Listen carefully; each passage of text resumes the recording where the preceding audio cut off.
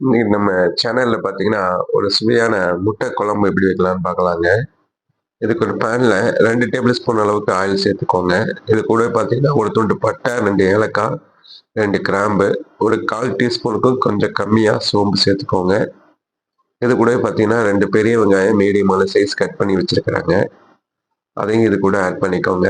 Add பண்ணி இத நல்லா கண்ணாடி பதத்துக்கு வர்ற வரைக்கும் இந்த மாரி வதக்கி எடுத்துக்கோங்க. இத எடுத்து ஒரு மிக்ஸி ஜார்ல இந்த மாரி எடுத்து மாத்தி வச்சுக்கோங்க. இப்ப பார்த்தீங்கன்னா, அதே பேன்ல 2 டேபிள் ஸ்பூன் அளவுக்கு ஆயில் சேர்த்துக்கோங்க. ஆயில் சேர்த்து இப்ப நம்ம அதுக்கு தேவையான மசாலாலாம் ஆட் பண்ண போறோங்க.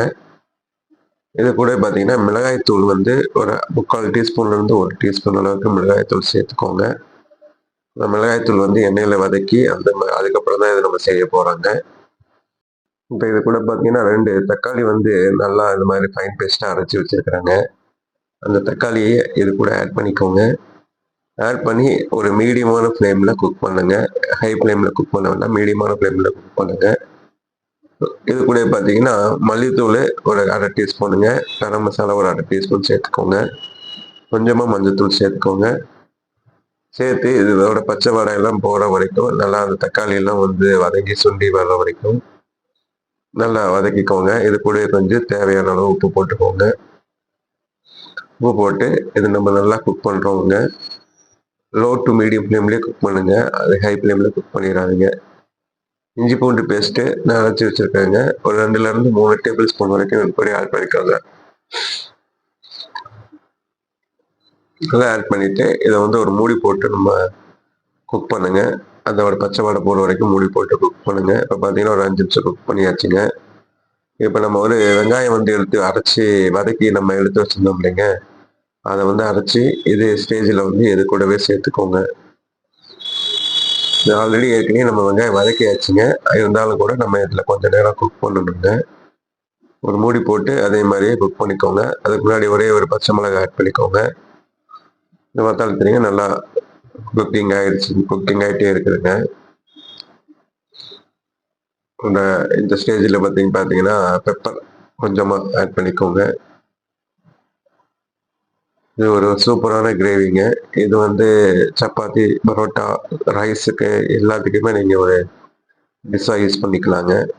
இந்த ஸ்டேஜ்ல கொஞ்சமா தண்ணி ஆட் பண்ணிக்கோங்க. ஆட் பண்ணி ஒரு மூடி போட்டு ஒரு 2லேருந்து ஒரு 3 நிமிஷம், 4 நிமிஷம் நல்லா குக் பண்ணுங்க. அதாவது அதோட ஒரு கெட்டித்தன்மை வர்ற வரைக்கும் ஓரளவுக்கு கெட்டித்தன்மை வர அளவுக்கு குக் பண்ணுங்க.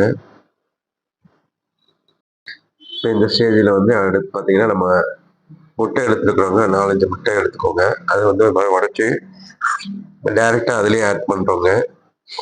இது மாரி ஒவ்வொரு முட்டையா ஒரு 4லேருந்து 5 முட்டை நீங்க எடுத்துக்கலாங்க. ஒரு 4 இது வந்து இந்த கிரேவி பார்த்தீங்கன்னா, ஒரு 4லேருந்து ஒரு 5 பேர் அளவுக்கு தாராளமா சாப்பிடலாங்க.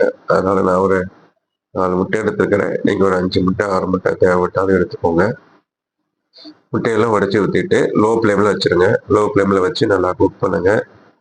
ஒரு 100 நிமிஷம் நல்லா குக் பண்ணீங்கன்னா, அந்த முட்டை வந்து இத பார்த்தாலே தெரியும். நல்லா சூப்பரா வந்து நமக்கு சாப்பாடு தயாரா இருக்குதுங்க.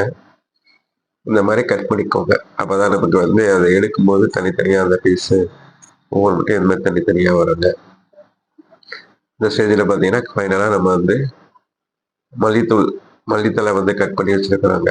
அந்த மல்லித்தழைய வந்து இந்த ஸ்டேஜ்ல வந்து நம்ம ஆட் பண்ணிக்கிறோங்க. ஒரு சுவையான நமக்கு ஒரு முட்டை கிரேவி தயாராகிடுச்சுங்க. எப்படி இருக்குன்னு செஞ்சு பாருங்க friends. Okay friends. Thank you friends.